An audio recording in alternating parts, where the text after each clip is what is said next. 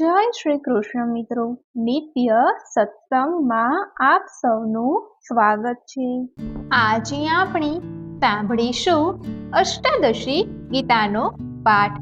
જો આ વિડીયો તમને પસંદ પડે તો લાઈક અને શેર કરી ચેનલને સબસ્ક્રાઇબ જરૂરથી કરજો। અષ્ટાદશી ગીતા એટલે 18 અધ્યાયનો સાર ફક્ત 18 વાક્યોમાં।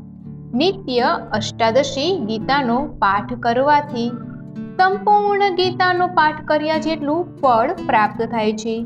ફક્ત 4 થી 5 મિનિટ જ આ પાઠ કરવામાં લાગે છે।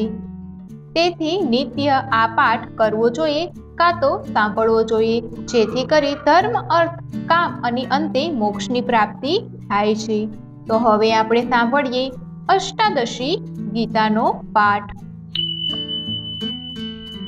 પાર્થ કાયરતા આશી તને ઈચ્છા જતી નથી, હૈયા દુર્બળતા છડી ઉઠ ઉઠ પરમ તપ, સ્પર્શાદી ભોગ કોન તે, શીતોષણ સુખ દુઃખ દે, અસ્થિર જાય નહીં આવે એ તું ભોગવ ભારત, અનાશી જાણ તું એને જેથી આ સહુ વિસ્તરે, એ અનાશી તણો નાશ કોના કરી શકે કદી, અધિકાર તને માત્ર કર્મે છે ન ફળે કદી, છોડ કર્મ ફળે દ્રષ્ટિ ને આસક્તિ અકર્મમાં, કર કર્મો ઉભી યોગે સંગ છોડી ધનંજય, યશાયશ સમમાની સમતા તે યોગ છે, કર ચોક્કસ કર્મો તું કર્મ મોટું અકર્મથી, તારો શરીર નિર્વાહ અકર્મી શક્ય ના બની, યજ્ઞો સિવાયના કર્મે સંસાર કર્મ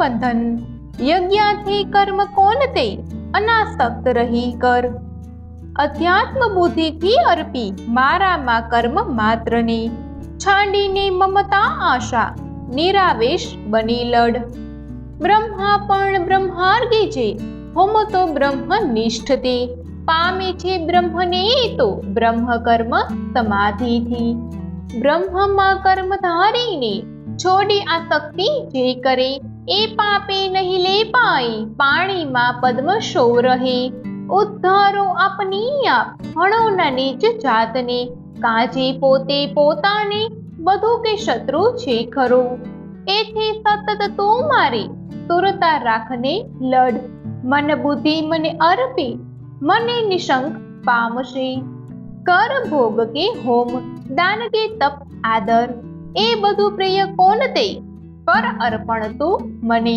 સારા મીઠા ફળો વાળા છૂટશે કર્મ બંધને, સંન્યાસ યોગથી મુક્ત મને પામીશ યુક્ત થે, મત પરાયણ મત કર્મા આસક્તિહીન ભક્ત છે, નિર્વેરી સર્વ જીવોનો પાંડવ પામતો મને, હું માં જ મને તું ધાર હું માં જ બુદ્ધિ સ્થાપતું, તો તું વસીસ મારામાં એમાં સંશય ના કશો, મન ભક્તિ મને અર્પી મને પૂજ નમ, મને જ પામશે નિશ્ચય કોલ છે હે પરમ પ્રિય, છાંડી સકળ ધર્મોને મારું જ શરણું ઘર, હું તને સૌ પાપોથી છોડાવું તું શોક મા કર।